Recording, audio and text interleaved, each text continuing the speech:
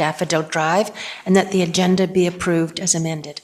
I think item number 3 is also being withdrawn. Second that. If that's acceptable to you, Councillor Cassidy? Yes, the preliminary development permit for 3033 and 3055 Marine Drive. That's withdrawn Thank you. as well. Okay, moved and seconded. Question, all in favor? Contrary, carried. We'll move to bylaws. If I could ask Councillor Snyder, please, for item 5. That was the end. No. Nope. Oh, it was. Oh, sorry, we just explain if the, yes, sorry, that person withdrew their application, so. Have a good night.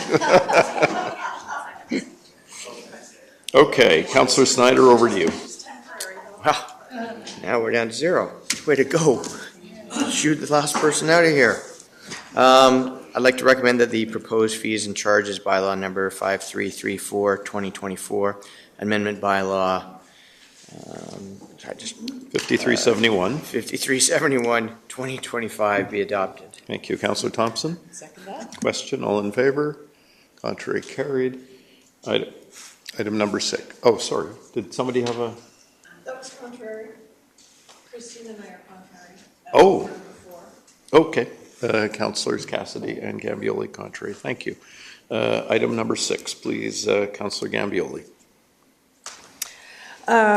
Yes, I'll recommend that proposed official community plan bylaw number 4985 2018 amendment bylaw number 5355 2024 be read a second time. Thanks. Any discussion? Question, all in favor? Contrary, carried. And read a third time. Thank you. Seconded by Councillor Snyder. Discussion, question, all in favor? Contrary, carried. Councillor Gambioli. And that proposed official community plan bylaw number 4985 2018 amendment bylaw number 5355 2024 be adopted. Second. Discussion, question, all in favor? Contrary, carried. And proposed zoning bylaw number 4662 2010 amendment bylaw number 5353 2024 be read a second time. Thank you. Thank you. Any discussion? Question, all in favor? Contrary, the motion is carried. And a third time. Thank you. Seconded. Question, all in favor? Contrary, carried. And one more, Councillor Gambioli. And that proposed zoning bylaw number 4662 2010 amendment bylaw number 5353 2024 be adopted. Second. Question, all in favor? Contrary, carried. Item number 7, Councillor Cassidy, please. Recommended that proposed fees and charges bylaw number 5334 2024 amendment bylaw number 5372 2025 be adopted. Thank you. Councillor Watt? Second that. Discussion? Question, all in favor? Contrary, carried. There's no new business items and the consent agenda. Councillor Gambioli. I will move that consent agenda items as follows be approved. Item 9.1, 0.2, 0.4, 5, and 6.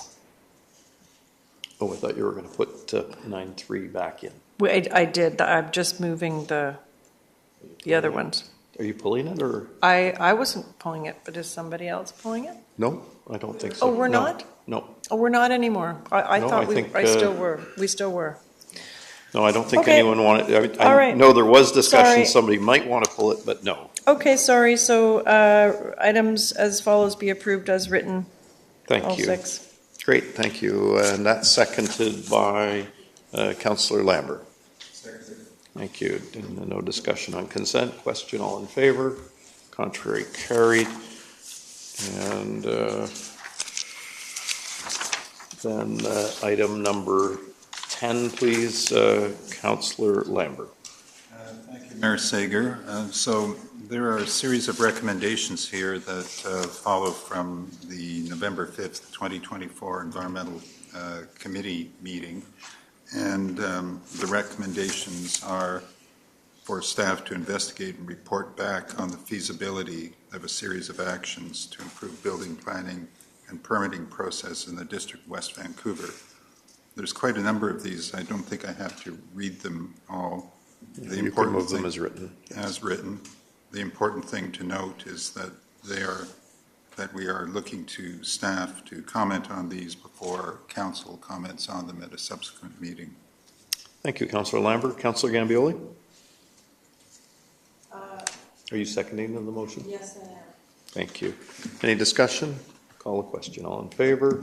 Contrary, carried. And there's a second part, recommendation regarding the heat pump survey, and that there be it resolved that staff investigate and report back on the feasibility of a series of actions to support heat pump adoption and low-carbon energy systems within the District of West Vancouver, and again at a subsequent council meeting. Thank you. Second. And any discussion? Question. All in favor? Contrary, carried. Thank you. Are there any reports from any members of council? And hearing none, I would just like to, if anybody's tuned in and watching us tonight, there might still be some tickets available for a fundraiser at the K-Meek on Thursday night to support Enhance West Van, and particularly those in really deep need, the shower program. So with that, are there any public questions tonight, sir? There is one. Come on, Gary. Come on, we're almost done. This is going to be a record meeting. Mayor Sager, sorry to interrupt. We just need a motion to receive your report for information. Oh, well, okay. Can I have a motion to receive my report? Thank you, Councillor Watt. Seconded by Councillor Snyder. Thank you. Question, all in favor? Contrary, carried. Okay, this is going to be the fastest you've ever spoken. Happy New Year. It's my first time here this year. Happy New Year. I thought there was going to be a development meeting. Okay. When you deliver the report for the province, I think in November thereabouts, you asked the question, are developers reluctant to build here? And I said, yeah, they are. And so I've been doing a lot of work on that. Yeah, we're not. Sorry. we're not hearing you very well. In November, when you issued your report to the province about, not being able to meet their targets, I spoke to that meeting and I was asked the question, well, maybe developers don't, they're not coming forward with the projects. And I said, well, yeah, they're not, because this is not seen to be development friendly.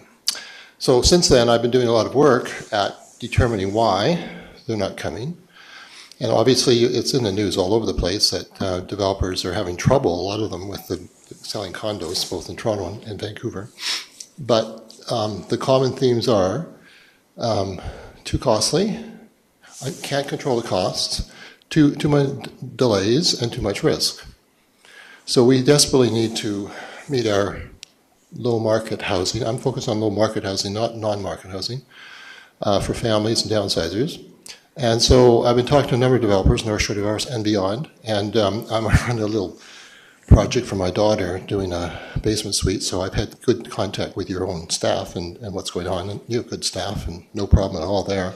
It seems to me all the process leading up to getting approvals, and so I wondered, and there's lots of material in the news and reports have been issued over the last several years, including by Michael Geller, who has a prominent here in North Shore, about all the things that can be done to eliminate unnecessary delays, costs, and risks. And I've been looking also at the financing and how to do some of these developments to see how you can reduce that as well.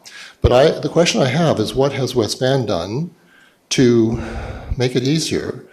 Not to produce poor product or anything like that, but how to make it easier to encourage developers, and I'm not thinking of the big developers. This is going to be mid-sized developers, because the big boys, they got lots of choices, and they're not going to come here to build, 20 or 30, 40 townhouses, in my view.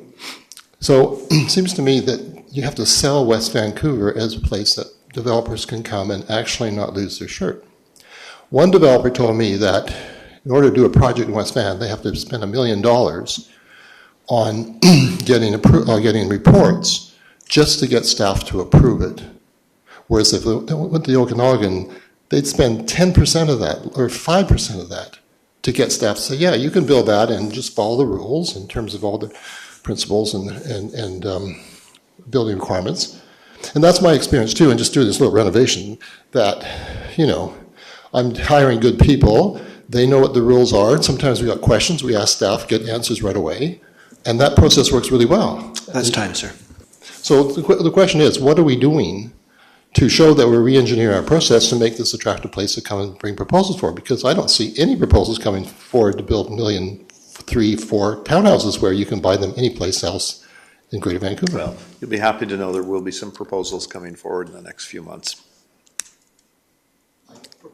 Sorry, There'll be a number of projects that are in the works that will be coming forward soon, and we'll have far greater discussion on this in the near future.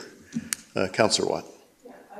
Comment, because on the street that your daughter lives on, there are projects on each end of it, 2 lots each end, 4 lots for 18 townhomes.